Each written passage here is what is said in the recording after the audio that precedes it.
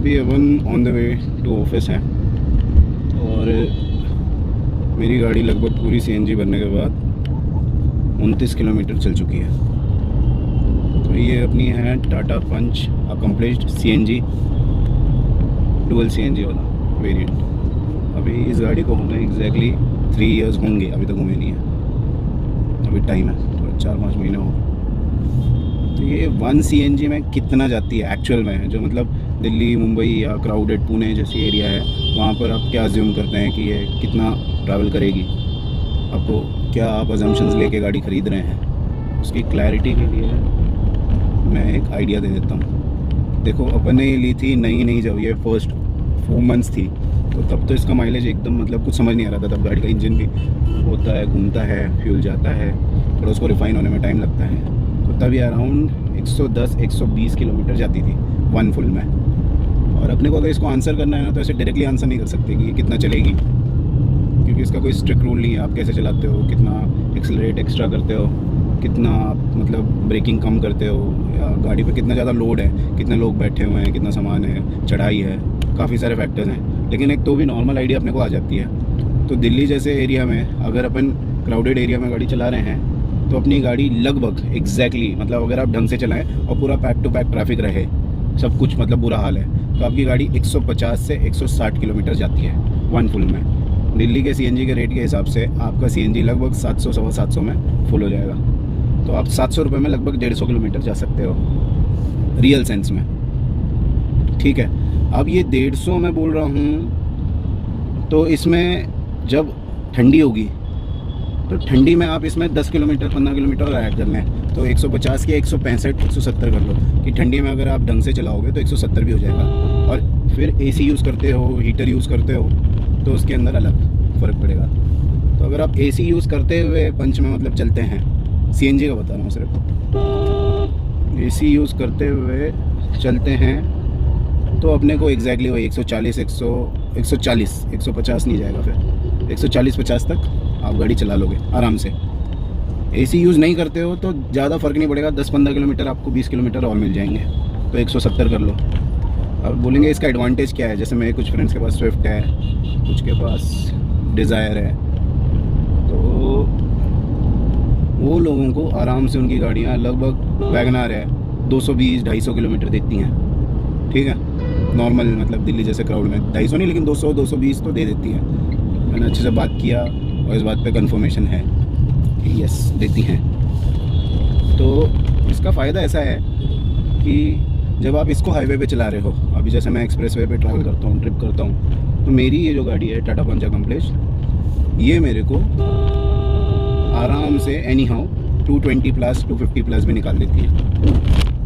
तो मतलब अगर अपन इसको कैलकुलेट करें तो अराउंड 30, 32, 34 का भी इसने मेरे को माइलेज दिया है इनिशियल फर्स्ट ईयर में ही, फर्स्ट 4 मंथ्स में ही, सेकेंड मंथ में ही कि मैंने ट्रिप किया था, और उसने मेरे को आराम से 220-250 का भी माइलेज दिया 1 फुल में। अब होता है कि एक्सप्रेस वे पे जब आप चलाते हो ना, तो अपने को उसमें पंजा दबाना ही नहीं है ब्रेक वाला, अपने को सिर्फ एक्सीलरेटर दबाना है। और एक्सीलरेटर अगर अपन यूनिफॉर्म रखते हैं ओवरऑल, मैं इसको चलाता हूँ अराउंड 80-85 किलोमीटर्स पे, ज़्यादा 90 पे जाते हैं।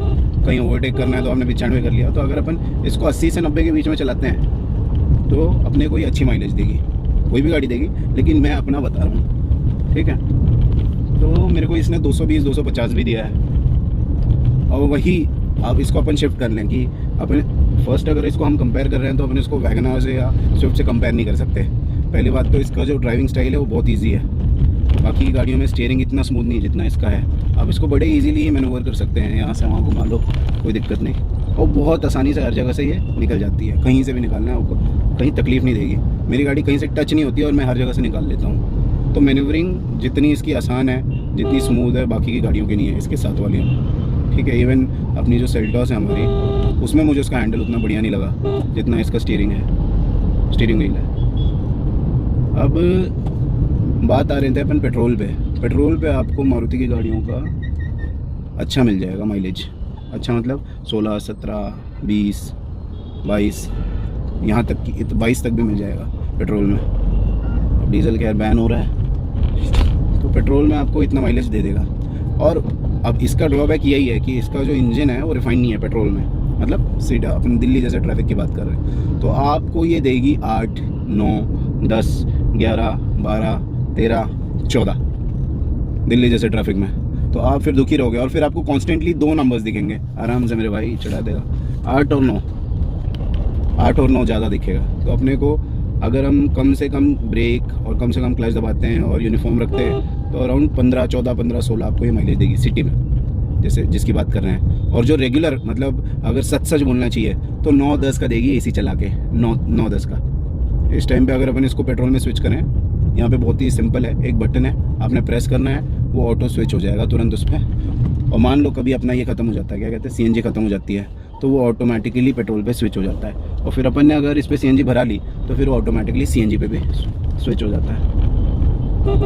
ठीक है, तो आपको पेट्रोल में इसका माइलेज कम है, ये एडमिट करना पड़ेगा। इवन मतलब कुछ भी हम बोलें और उसको प्लस करना चाहें, लेकिन पेट्रोल में माइलेज कम है।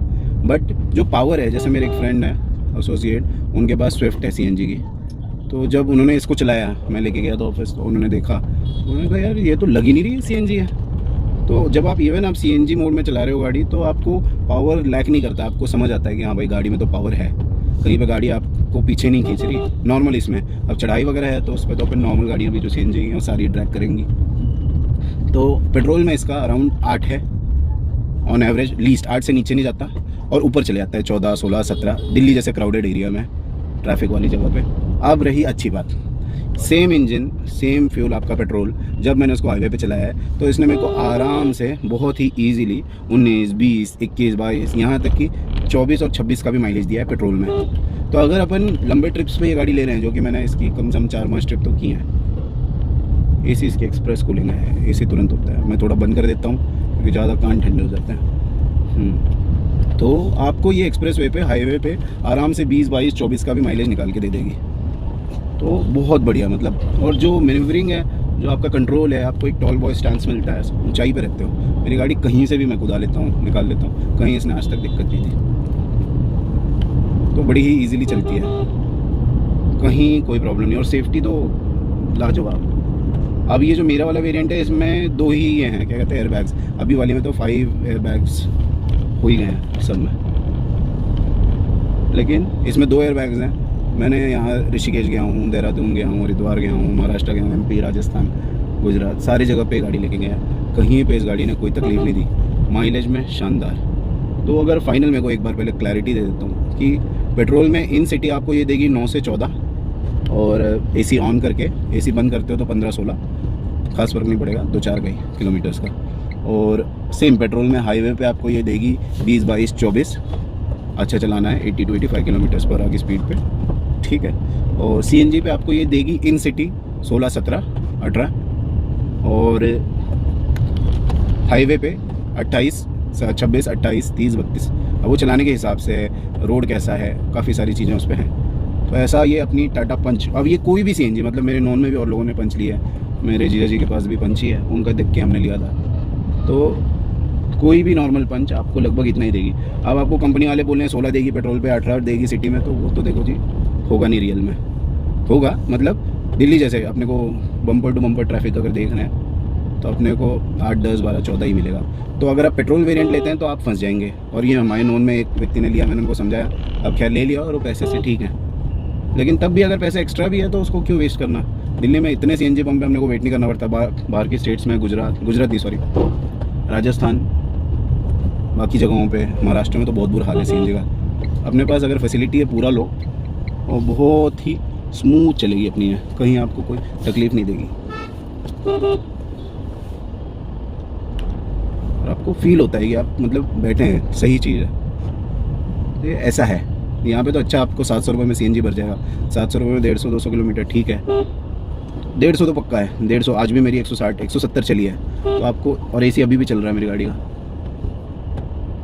तो गाड़ी बढ़िया चलती है।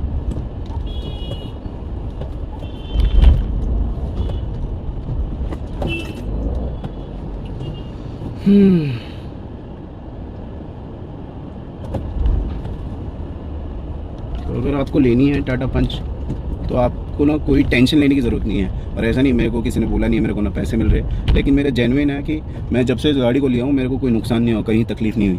गाड़ी की सर्विस घर पे आते हैं, गाड़ी लेके जाते हैं, कोई एक्स्ट्रा फालतू पैसे नहीं लेते। शाम को गाड़ी घर पे वापसी ड्रॉप कर देते हैं। सर्विस कॉस्ट नॉर्मल है 3-4 हज़ार 5 हज़ार, मेजर सर्विस पे 12 हज़ार।